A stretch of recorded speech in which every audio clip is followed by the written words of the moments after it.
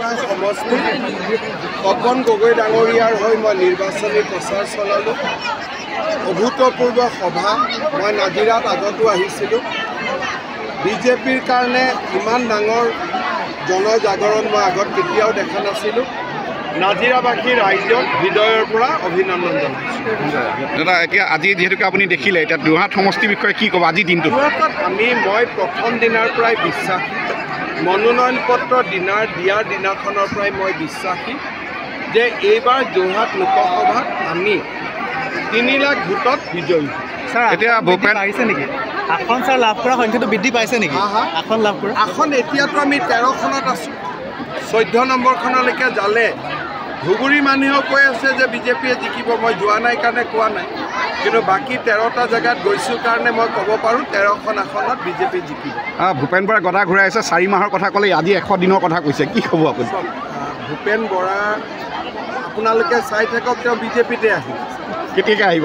তেওঁ টাইম দিছে। কৈ দিছোঁ 25ৰ আগভাগতে আহি যাব।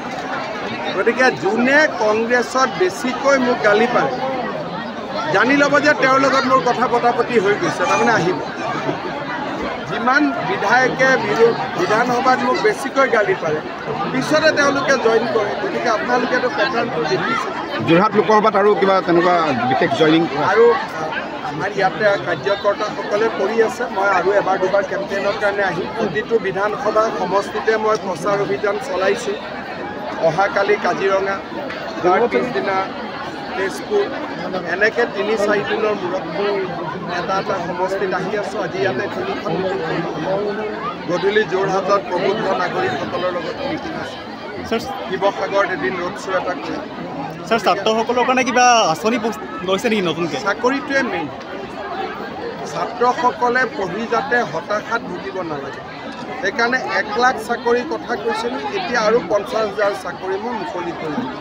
জুলাই মাহত পুলিচৰ ইণ্টাৰভিউ হ'ব, ADR নতুন ইণ্টাৰভিউ হ'ব, শিক্ষকৰ নিযুক্তি হ'ব।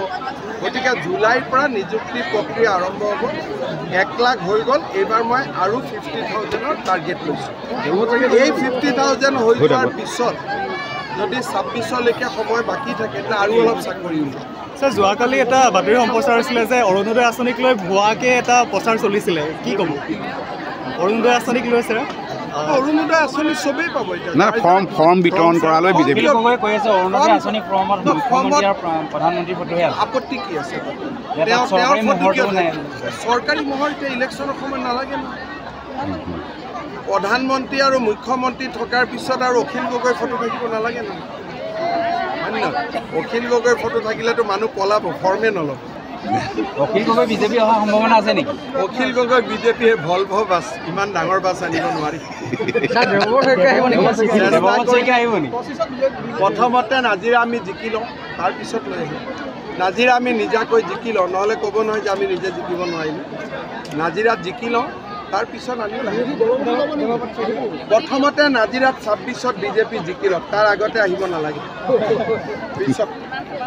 গতিকে এইবিলাক এতিয়া আহিলে আকৌ নাজিৰাৰ মানুহে এটা পৰিৱৰ্তন বিচাৰিছে। আপোনাৰ সভাত 5,000, 6,000, 10,000 মানুহ আমি দেখিছোঁ, কিন্তু যি বিৰোধী দলৰ তাত 100 বা 80 তেনেকুৱা ধৰণে দেখা গৈছে। বিৰোধী দলৰ সভাত কি দেখিব, লগতে 100 জন যায় আৰু গাঁৱত 50-100 জন মানুহ গোট খায়। তেওঁলোকৰ ভিতৰতো আকৌ 20 জন বিজেপিক খবৰ দিয়া মানুহ থাকে যে মিটিঙত কিমান মানুহ হ'ল, ফটো তোলে। আনকি কেণ্ডিডেটৰ লগতো যি মানুহ আহে তাৰে আধাই আকৌ মোক হোৱাটছএপত খবৰবোৰ দি থাকে। কাৰণ কংগ্ৰেছত এতিয়া কোনো থাকিবই নোখোজে। মানে নিসংগতাত ভুগিছে নেকি? একেবাৰে নিসংগতা নহয়। আপোনালোক ৰাজীৱ ভৱনত হঠাৎ যাওক, ৰুমবিলাক আছে, চাইনবোৰ্ডবিলাক আছে, মানুহবিলাক বিজেপিত আছে। ছাৰ, আৰু এটা কথা সুধোঁ, আৰু শিৱসাগৰ, যোৰহাট, য'তে আপোনালোকে কংগ্ৰেছৰ অফিচত যাওক, বিজেপিৰ অফিচত যাওক, খবৰ নিদিয়াকৈ যাব। পাৰ্থক্যটো আপোনালোকে নিজেই কওক। ছাৰ, দিব্যাংগসকলৰ আঁচনি যি ধনৰাশি মোকলাই দিয়া নাই বুলি কৈছে, কি ক'ব? চবেই পাই আছে। আজিকালি দিব্যাংগসকলক আমি অৰুণোদয় কৰি দিছোঁ ঘৰে ঘৰে। গতিকে অসুবিধা নাই, কিন্তু চৰকাৰী প্ৰক্ৰিয়া ক'ৰবাত কেতিয়াবা 1-2জন বাদ পৰি যায়। মোলৈকে খবৰ আহিলে মই কৰি দিম। হ'ব। সাংবাদিকৰ বিষয়ে চিন্তা কৰিব লাগিব এটা সাংবাদিকৰ নম্বৰটো দিগদাৰ হৈ গ'ল নহয় ইমান পৰ্টেল হৈ গ'ল